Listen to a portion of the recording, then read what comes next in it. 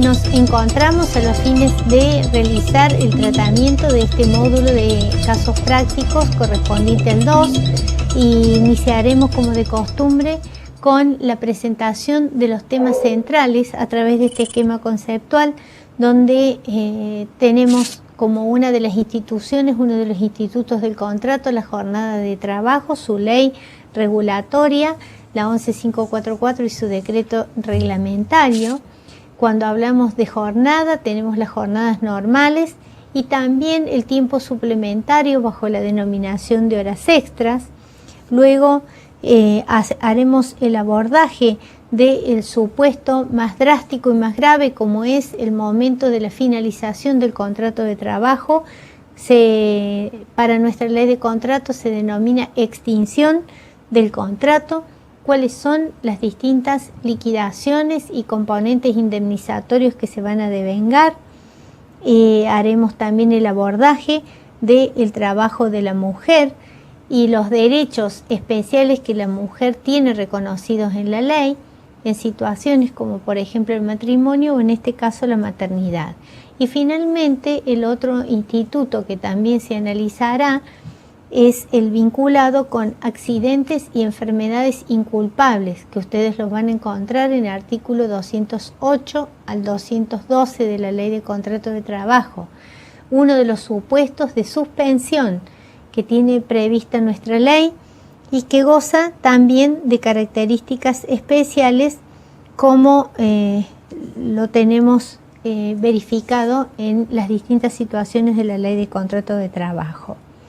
Dentro de los conceptos teóricos claves que nos vamos a fijar para seguir avanzando en este esquema práctico, nosotros encontramos uno de ellos que es pensar en la jornada limitada como uno de los grandes derechos conquistados por el trabajador.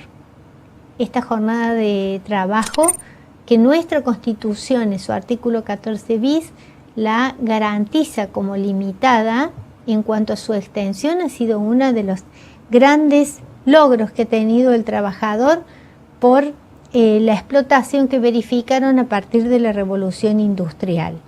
Otro de los conceptos claves que nosotros vamos a verificar es a la vocación de continuidad del contrato se le antepone el régimen de la extinción. Esta extinción que se va a analizar como modos de finalización del contrato fuera de lo que es el plazo natural de extinción del contrato, que es el momento de acceder a la jubilación. Así es como lo deben pensar. Otro de los conceptos claves es fijar y tener la convicción de que el trabajo de la mujer tiene notas especiales. Cuando hablamos de notas especiales, hablamos de mayor protección en el caso de la trabajadora mujer por las funciones que ella tiene de procreación, que es el objetivo justamente que se tuvo en cuenta. Y otro de los conceptos claves es que existen en la regulación laboral supuestos de suspensión de algunos derechos u obligaciones, como ya lo dejamos enunciado, como es el caso de los accidentes y enfermedades inculpables. Esta es la presentación de los conceptos claves que vamos a desarrollar justamente en este módulo, en los cuales nosotros vamos luego en el caso práctico a hacer la aplicación de cada uno de estos supuestos y van a poder verificar en cada una de estas situaciones notas especiales que siempre van a estar presentes en cada una de las regulaciones y en cada uno de los análisis, como es el principio de la buena fe con que deben analizarse cada uno de estos supuestos y que debe reinar en la conducta tanto del empleador como del empleado. Esa es una de las situaciones. Y en segundo lugar, la necesidad de tener en cuenta que existen principios que siempre van a estar presentes en este tipo de relaciones como es el contrato de trabajo. Uno fundamental es el principio protectorio. es a la luz de este principio protectorio que vamos nosotros a hacer el análisis de la jornada, de por qué la Constitución refiere a jornada limitada, que necesariamente hace referencia a la cuota de descanso que merece el trabajador, a otros componentes también que están vinculados con el principio protectorio, como es el supuesto del trabajo de la mujer, al igual que el supuesto del trabajo de menores. Aun cuando nosotros hablemos de extinción, también veremos que debe existir esta pauta de buena fe y también de protección en estos supuestos, aun cuando estamos viendo que está finalizando el contrato de trabajo. Efectuada la presentación de estos que entendemos como conceptos claves, haremos paso para el análisis y la presentación fundamentalmente del caso práctico sobre el cual nosotros haremos todo el desarrollo. Les presento ahora, como ya lo habíamos anticipado, la situación problemática sobre la cual vamos a trabajar. Es importante que ustedes fijen las pautas sobre las que luego tendrán que hacer las preguntas. En este caso, la situación problemática les presenta a una trabajadora de nombre Luisa Ramírez, la cual es empleada en un bar, o sea que nuevamente nos encontramos con una actividad regida por el convenio gastronómico. Tiene una jornada laboral que está planteada de lunes a viernes, o sea, es una jornada continua, es un contrato continuo por lo visto, que tiene como forma de prestación el que trabaje en forma habitual de lunes a viernes, en el horario de 16 a 24 horas. Esto es una pauta importante que deben tener presente por las preguntas que van a tener después. La fecha en que ingresó a trabajar esta señora es el 1 de junio del 2001. Esa es la fecha de ingreso.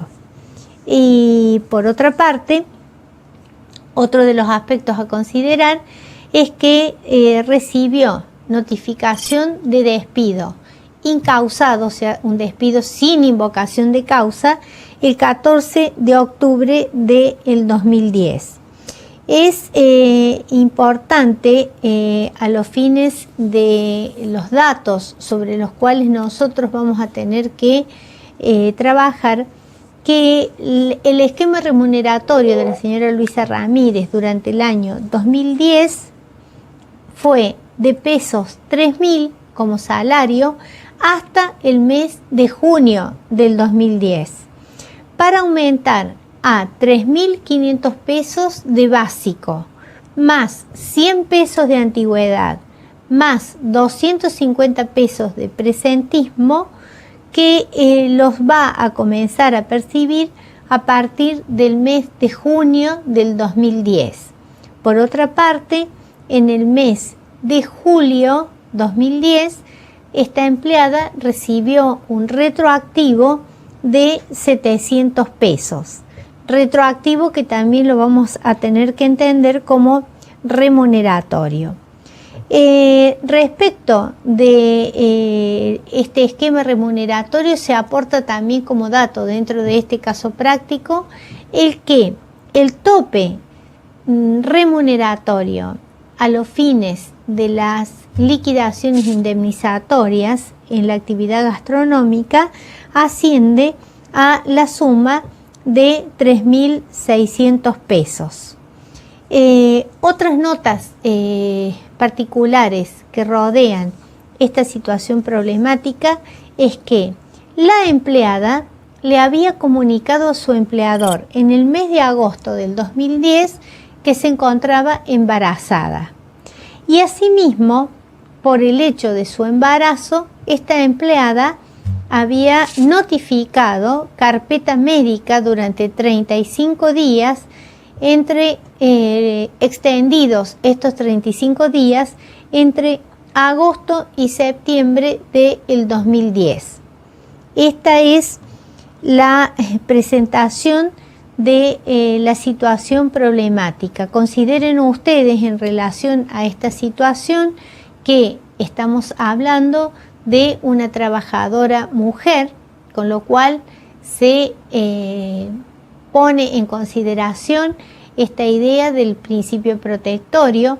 Como trabajadora tiene un segmento dentro de la ley de contrato de trabajo que regula con especialidad las notas características del trabajo de la mujer.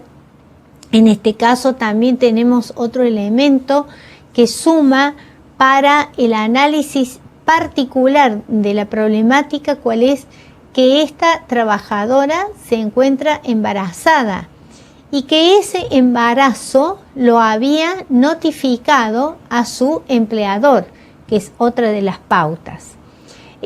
Como trabajadora mujer tiene el cumplimiento de una jornada de trabajo de lunes a viernes.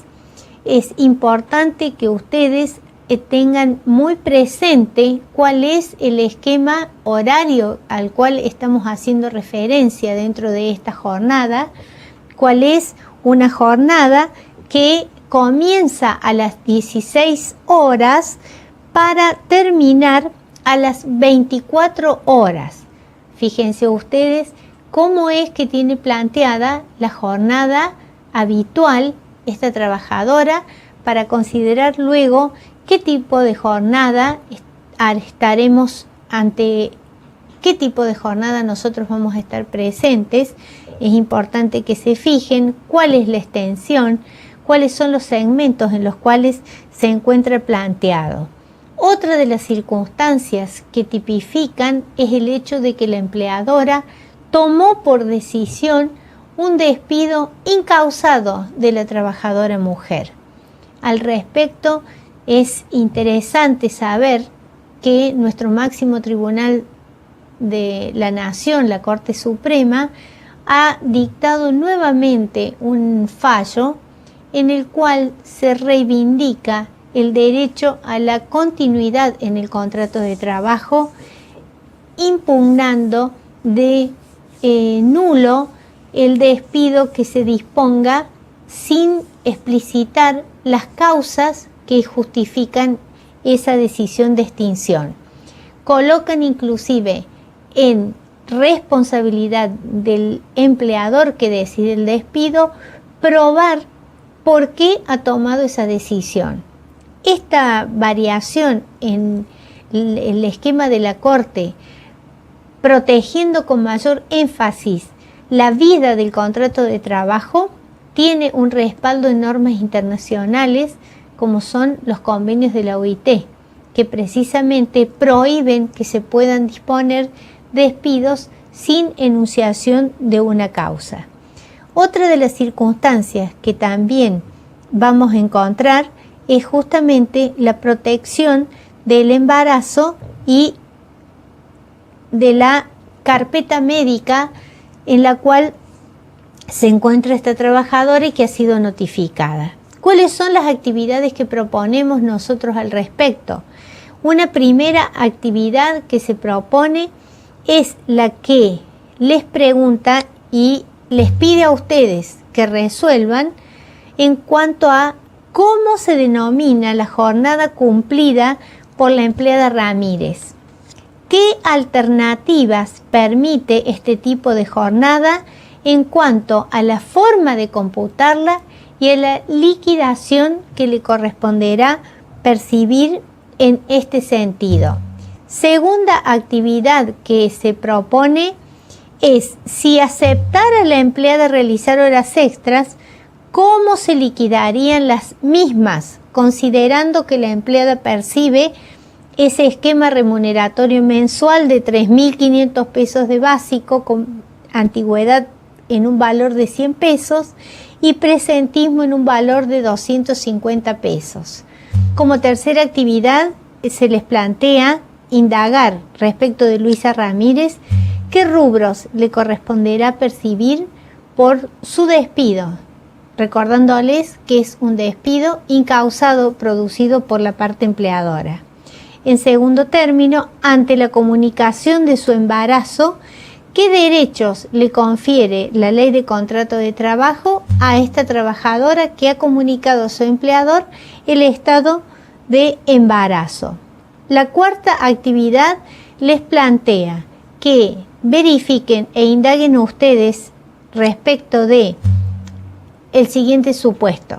En relación a la carpeta médica, durante 35 días entre agosto y septiembre del 2010, se pregunta, ¿tales ausencias respecto de la trabajadora Luisa Ramírez son remuneradas o no? ¿Tiene derecho a la remuneración la trabajadora por estos periodos?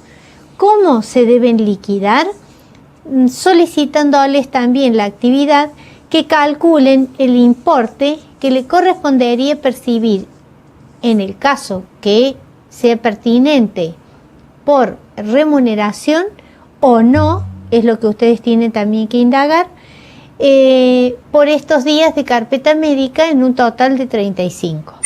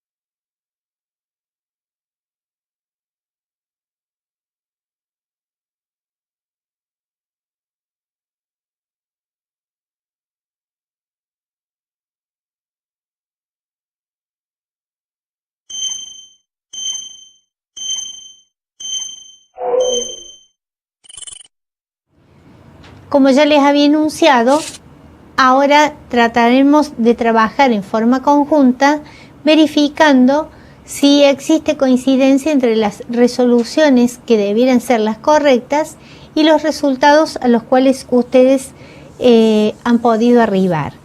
La respuesta a la primera de las actividades en cuanto a determinar qué características tiene la jornada cumplida por la señora Luisa Ramírez, podemos afirmar, si ustedes contabilizan la cantidad de horas que existe entre las 16 y las 24, van a poder determinar que la jornada está dentro de la normalidad, o sea, de las 8 horas de trabajo. La característica de esta jornada, que es normal por su extensión, 8 horas, es que la misma atraviesa segmentos de la jornada diurna y segmentos de la jornada nocturna, porque estamos hablando de una jornada que va de las 16 hasta las 21 horas, es una jornada que está dentro del esquema de lo diurno. A partir de las 21 horas en adelante, nosotros ingresamos en lo que llamamos jornada nocturna, es decir, que su jornada normal tiene 5 horas diurnas y 3 horas nocturnas. Esta característica de dualidad entre segmentos diurnos y segmentos nocturnos es lo que lleva a la calificación de esta jornada como jornada mixta. Esta es la manera en la cual se define a estas jornadas. Otra jornada mixta que ustedes van a encontrar dentro de la regulación es la que se corresponde entre horas de trabajo salubre y horas de trabajo insalubre. Esta es otra de las jornadas mixtas. En el caso de la trabajadora mujer, deben saber que tiene perfectamente habilitada la prestación de trabajo en jornada nocturna.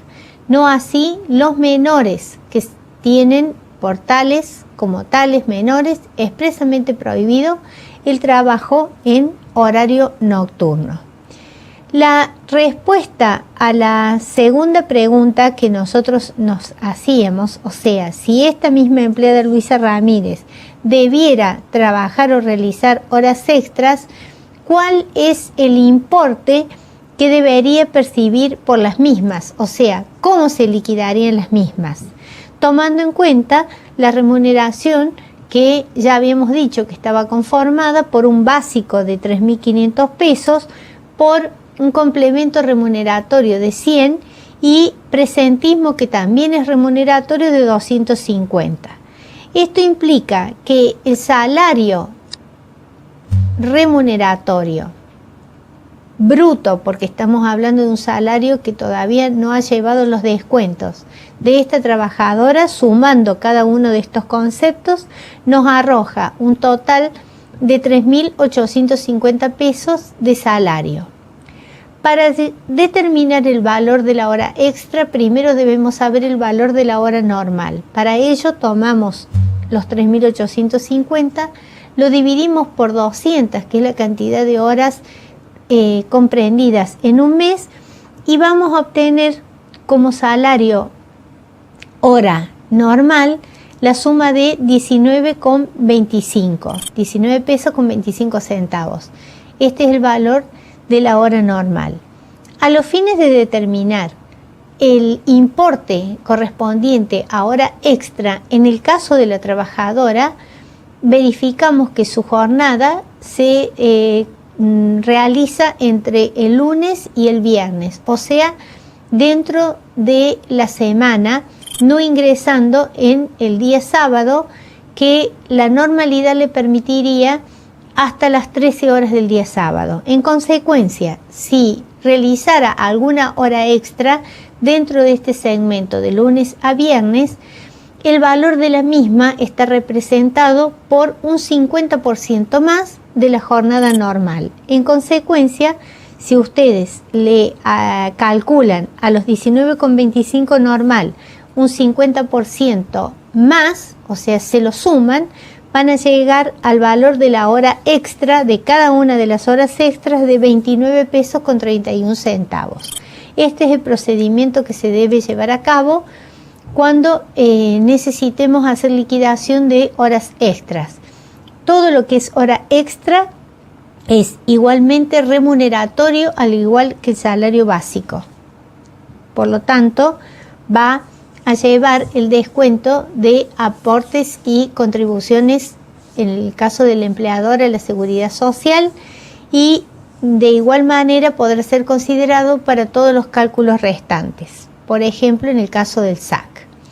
La resolución al tercer supuesto práctico que se les ha sugerido, les preguntaba, en el caso o ante el despido que le fue notificado incausadamente a la trabajadora, ¿cuáles son los rubros que va a tener derecho a percibir en este caso? Y en segundo término, también nos preguntábamos, ante la comunicación de su embarazo, ¿qué derechos le confiere la Ley de Contrato de Trabajo? Esto implica, en primer lugar, como respuesta, que el despido incausado de cualquier trabajador le otorga derechos a remuneraciones e indemnizaciones contenidas en la Ley de Contrato de Trabajo. Es así que debiera percibir indemnización por antigüedad, que la van a calcular en los términos del artículo 245, también la indemnización sustitutiva del preaviso, conforme 231 y normas siguientes de la Ley de Contrato de Trabajo.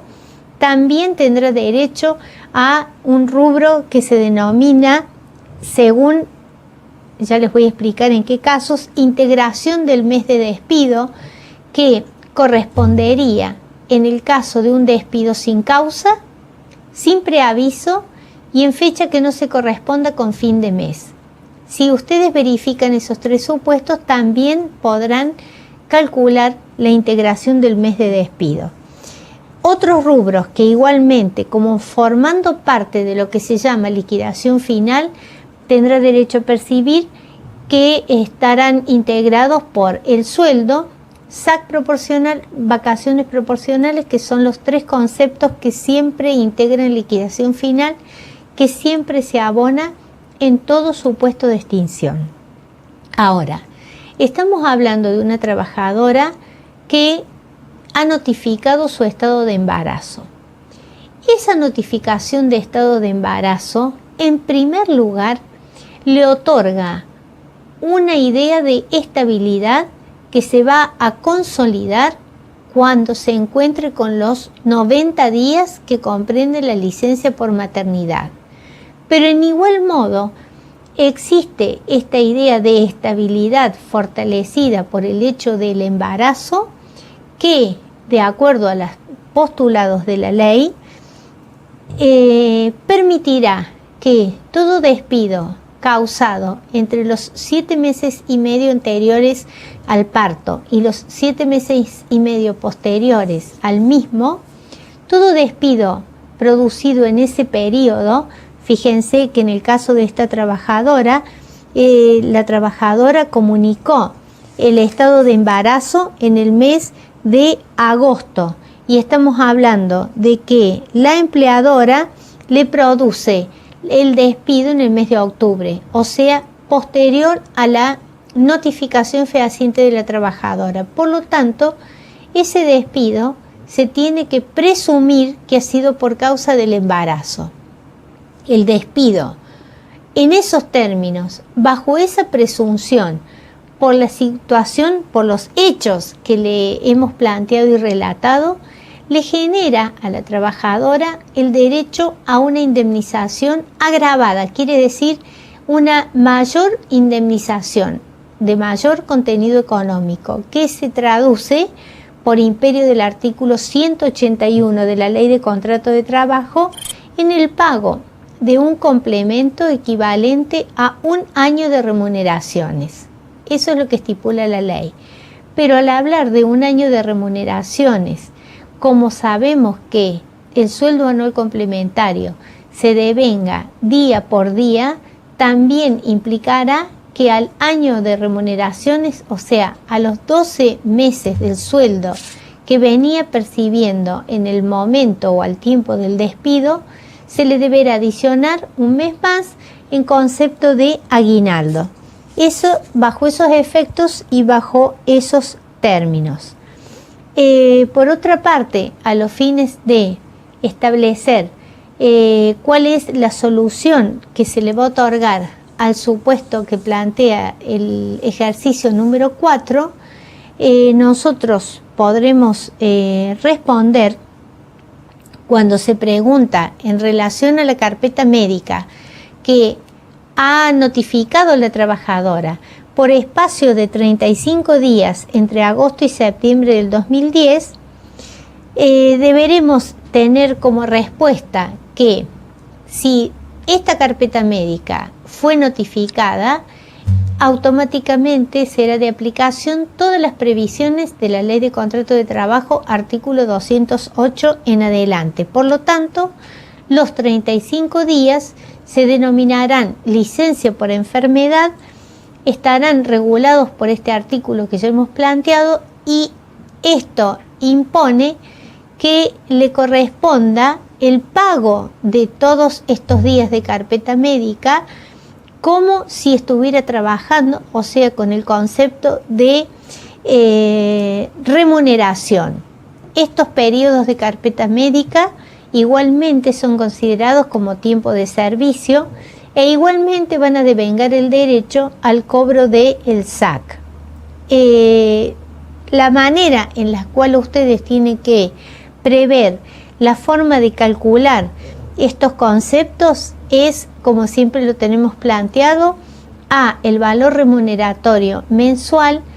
Podemos, para saber el valor de un salario diario, tomar el concepto mensual, dividirlo por 30, y cuando tenemos que hacer cálculo de valores diarios, acá, digamos, sumamos todo el tiempo de extensión de la carpeta médica, que son 35 días, que los multiplicaremos por la unidad y que en este caso a ustedes les tendría que arrojar como valor de remuneración de los 35 días la suma que acá ustedes tienen indicada de 4.491,66. Eso es en consecuencia el importe que les va a determinar. Reitero, siempre con efecto remuneratorio. Verificados las respuestas y las soluciones, que espero hayan sido coincidentes con ustedes, nos corresponde ingresar en otro segmento, que es el que se denomina ejercitaciones. Iniciamos como habíamos concluido en el último segmento a esta ejercitación, que tiene por objetivo analizar algunas de las preguntas con las cuales ustedes se van a encontrar cuando deban realizar sus autoevaluaciones. Como primer ejercicio, para que ustedes piensen, reflexionen, se ubiquen en la temática, les preguntamos: ¿cómo debe el empleador de Luisa Ramírez hacer conocer la diagramación de los horarios de acuerdo a las disposiciones de la Ley de Jornada de Trabajo? Esta pregunta, ¿a qué hace referencia? Existe, digamos, dentro de las distintas evaluaciones que ustedes pueden formular, acá nos están preguntando si los empleadores, en este caso el empleador de Luisa Ramírez, tienen por imperio de la Ley de Jornada de Trabajo alguna obligación especial de exhibir o de comunicar cuál es el horario que se cumple, o sea, cuál es el horario de trabajo, cuál es la jornada de trabajo que se cumple en dicho establecimiento. Jornada que se refiere a la jornada que prestan los empleados activos de esa empresa. La Ley de Jornada de Trabajo, más allá de clasificar cuáles son los distintos tipos de jornada y de fijar cuál es la jornada normal, tanto diaria como semanal, impone en el empleador la carga de una serie de obligaciones. la pregunta lo que trata en ustedes es que establezcan cuál de las opciones que yo les voy a enunciar seguidamente puede ser la que responda a la pregunta formulada. Una opción A les responde que la manera en que debe el empleador hacer conocer esto es mediante anuncios colocados en lugares visibles del establecimiento para conocimiento de los trabajadores. La opción B, mediante notificaciones individuales realizadas a cada trabajador.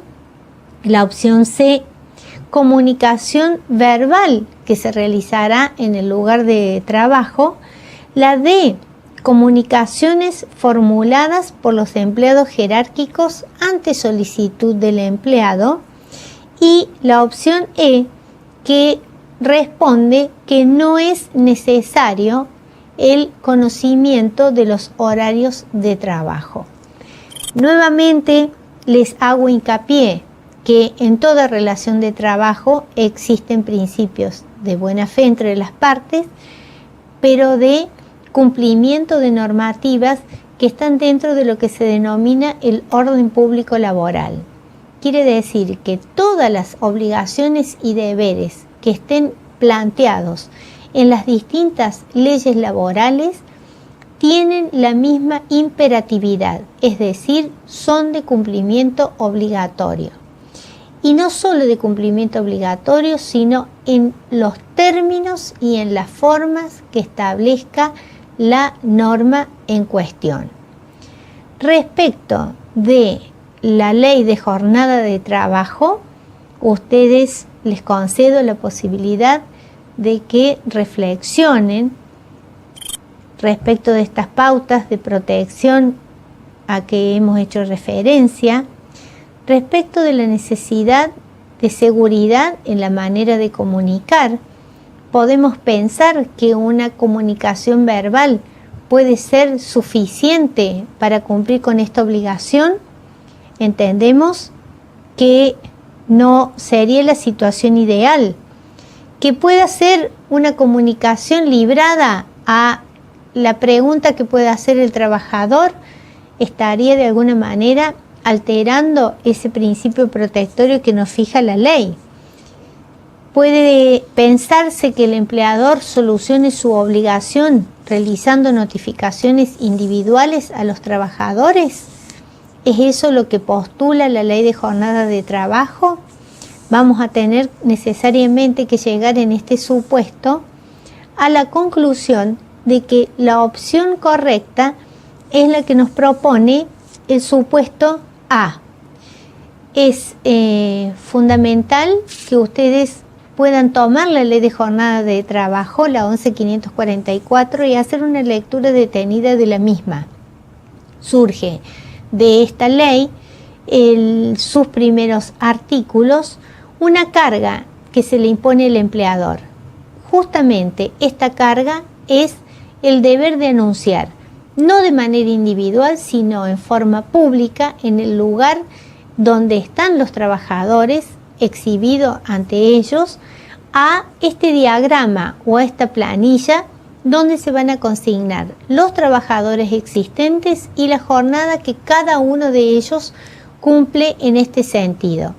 Esta, que vulgarmente se la llama planilla de horarios y descansos, deben tener ustedes presente que es un documento obligatorio, que causa presunción en el caso de no tenerlo, que impone al empleador la obligación de llevarlo en la misma forma que el libro de sueldos y jornales, o sea, presentado en el Ministerio de Trabajo, debidamente intervenido por la autoridad, en un formato que está ya diagramado, que está accesible ante el requerimiento de ustedes y que debe ser necesariamente cumplimentado porque es una de las tantas cargas o deberes formales que se le imponen al empleador.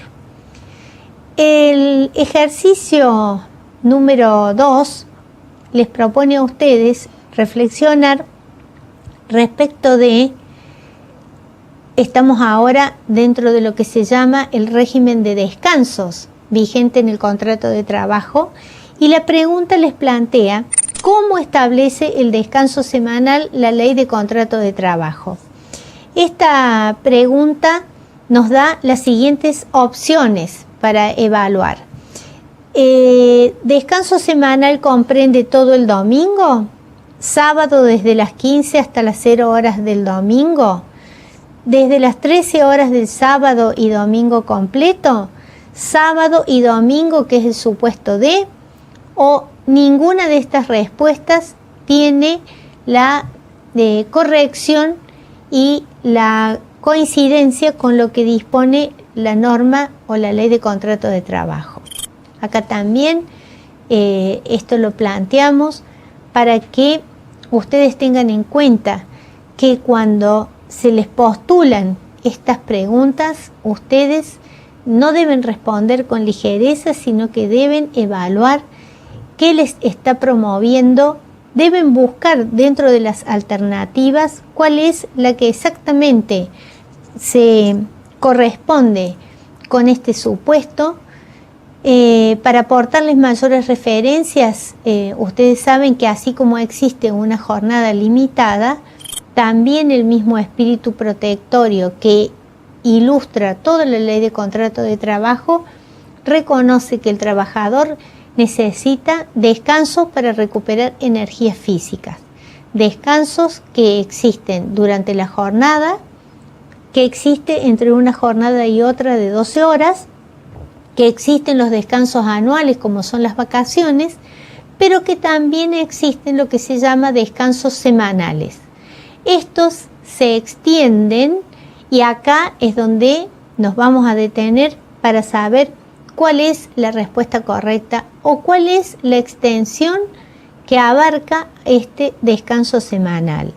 De todas las opciones, si ustedes han tenido tiempo de reflexionar, tendrían que haber seleccionado la opción C, justamente porque sabemos que este descanso, que es el llamado descanso hebdomadario, tiene la comprensión de el día sábado a partir de las 13 horas, porque ya hemos dicho que hasta las 13 horas del sábado se puede considerar como jornada normal, y luego todo el día domingo, que también tiene las características de integrar este descanso semanal.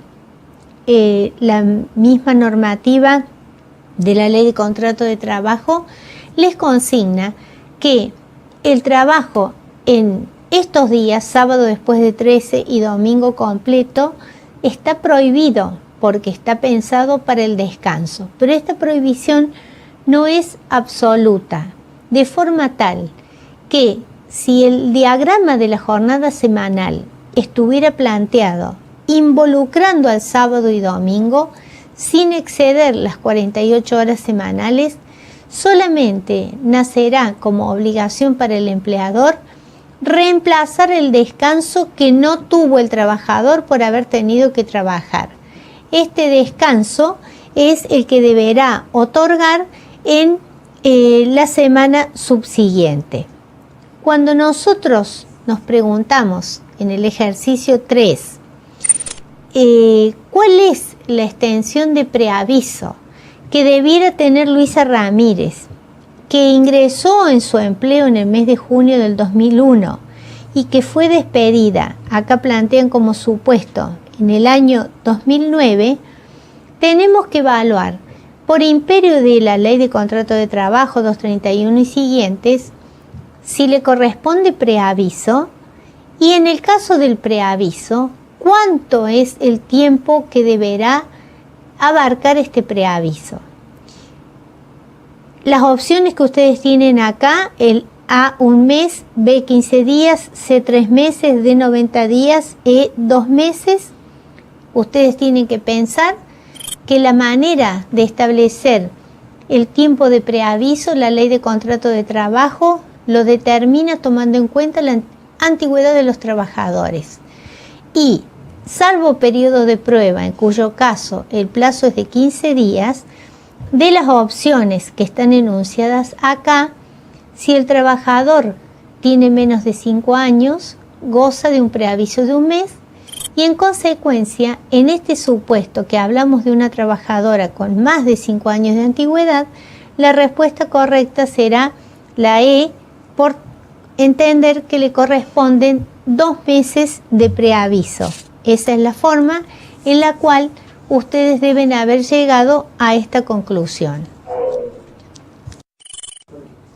Bueno, estamos llegando al final de este módulo número 2 y como ideas finales me interesa también que a ustedes les quede, digamos, muy presente, es nuevamente reiterar la existencia de este principio protectorio que protege cada una de las situaciones, con especial dedicación cuando tenemos estas categorías de trabajadores que son más débiles, como es la mujer o como son los menores, como son los incapacitados también. En cada uno de estos supuestos la ley acude con más énfasis a la protección. También que se tenga en cuenta que toda extinción trae aparejado una consecuencia indemnizatoria, que si lo es en periodos de especial protección, esta indemnización se agrava, como es el supuesto que ustedes han podido analizar.